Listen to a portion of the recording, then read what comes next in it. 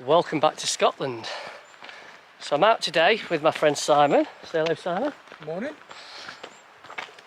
And we're just making our way through this stunning forestry track.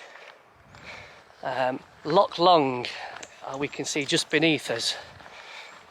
The plan for today is we're going to find another bothy, which is right on the shores of Loch Long. So you won't hear it, but just outside of the trees, the wind is really whipping up, and there's some bad weather forecast to come through in the next hour or so. So we thought a perfect reason to go and find another bothy, take some refuge for an hour or so, let the weather pass over before we make our way back. Right, looking forward to this one as always. So. Let's see what the day brings, shall we?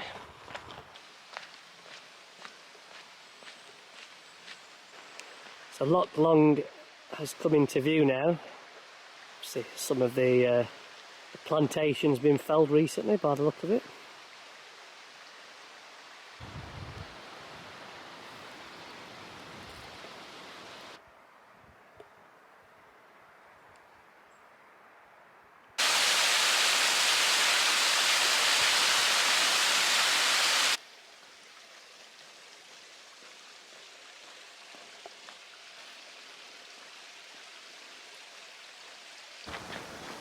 So we're probably within a mile now of the bothy.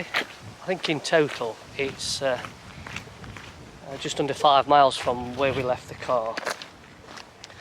Now stop me if I've already told you this, but when we did a search of the various mountain bothies on the Mountain Bothy Association website, I think there's 4 dotted around the Loch Lomond area. Other 2 are on the other side of the loch.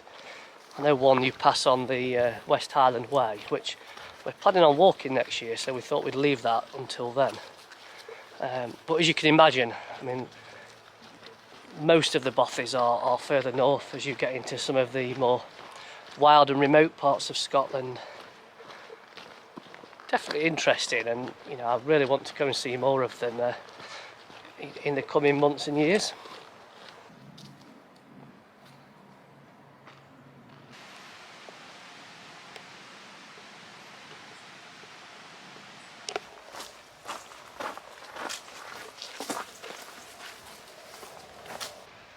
Well, we've reached Mark Cottage Bothy. Quite an idyllic location, this one. If we just look behind, we're right on the shores of Loch Long. Some fantastic views over there. Right, let's go and check if this bothy's open. It looks like it is. It's starting to spit a bit as well, so we might have timed it quite well, which is what we'd hoped.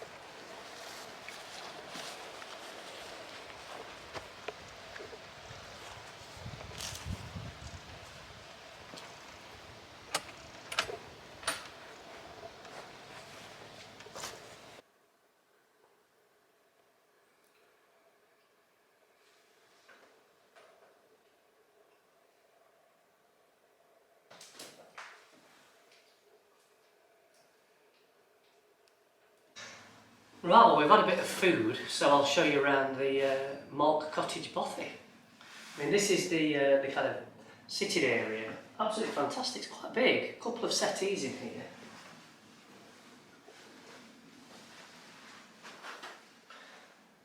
A fire, looks like there's a full bag of coal.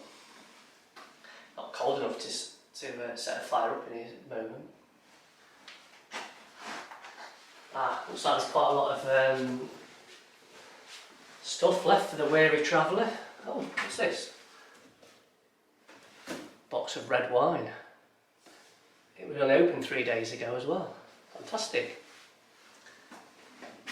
Mirror. Oh, there's a ghost holding a camera behind me. Obviously, got the usual plethora of snacks that that people leave behind. In fact, I think I might have to leave something. I didn't do that in the Abyssinia Bothy, so I'll do that this time.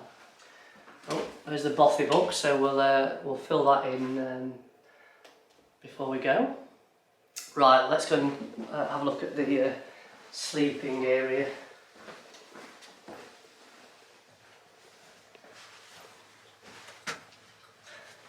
Shovel there. I'm assuming that's to bury your waste and not bodies. Moth. So I think there must be room for about 6 people in here. And an unmistakable smell of pine. Let's have a quick look up this ladder. Oh, a couple of pillars. I mean, this is absolutely fantastic, this Bothy. The last one was brilliant, but yeah, fantastic place to spend a night. There's a photograph on the wall of James Grieve, who's believed to be the original occupant of Mark Cottage in the early 1800s. I wonder if Simon knew him. I think seeing as someone's been kind enough to leave a box of wine, I think it'd be rude not to sample a bit. Simon's our red wine connoisseur. What's the verdict? Yeah, very nice. Excellent. Right, I think this is going to be my contribution to the Bothy larder. A grenade bar. So, taste sensation these are, folks. So, if you come into this Bothy, please help yourself. I'll add it to the stash. There we are.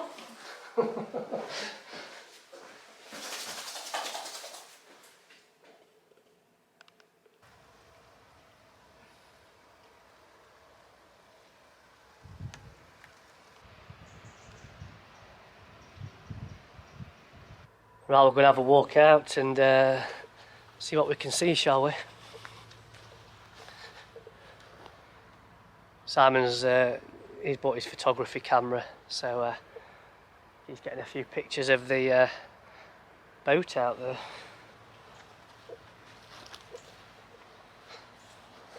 Quite a useful bench and a fire pit. You could almost sit outside on that today. I think that rain must have stopped in the mountains because there's no sign of it. It's an absolutely glorious day now. Certainly a great place to spend a summer's evening, this one. Fantastic. I can see the shoreline down there. I think we'll have a wander down there in a minute.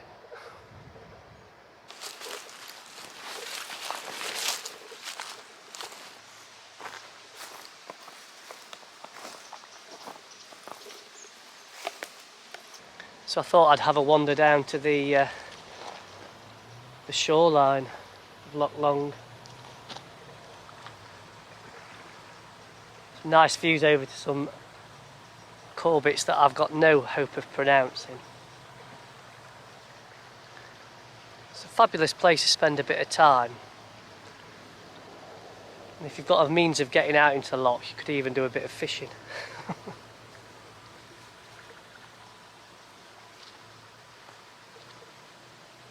Fantastic.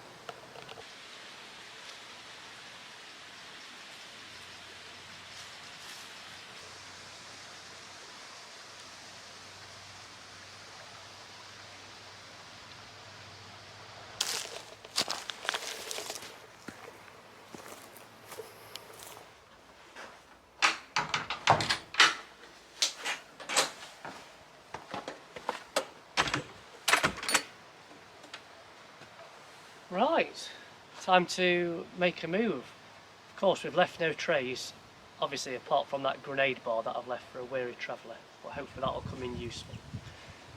Right, it's been another fantastic bothy experience, so let's make our way back, shall we?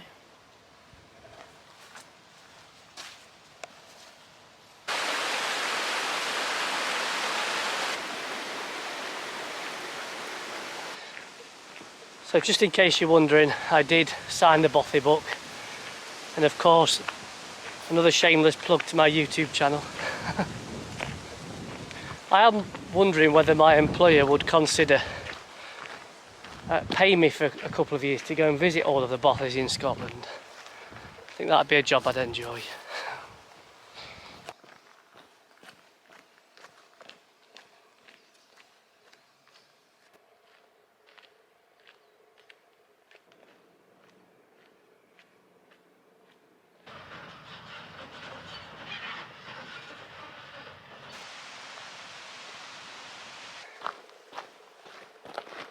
So I can see the car park and my car coming ever closer.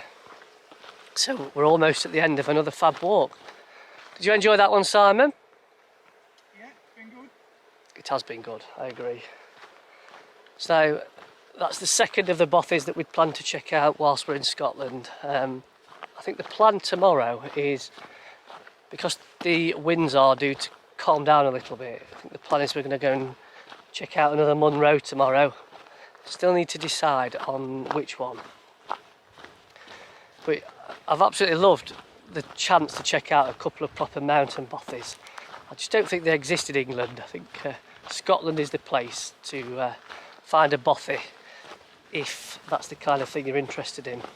In fact, back to my earlier comment, I think we should start a campaign for my employer to pay me to go and check out all the others and document them on YouTube. What do you think? Right, okay, thank you very much for watching this one. See you all on the next video. Bye for now.